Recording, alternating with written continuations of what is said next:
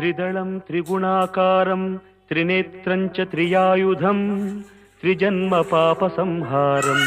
एकबिल्वं शिवार्पणम्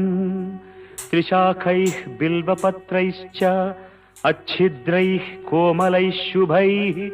तव पूजां करिष्यामि एकबिल्वं शिवार्पणम् कोटिकन्या महादानं तिलपर्वतकोटयः काञ्चनं शीलदानेन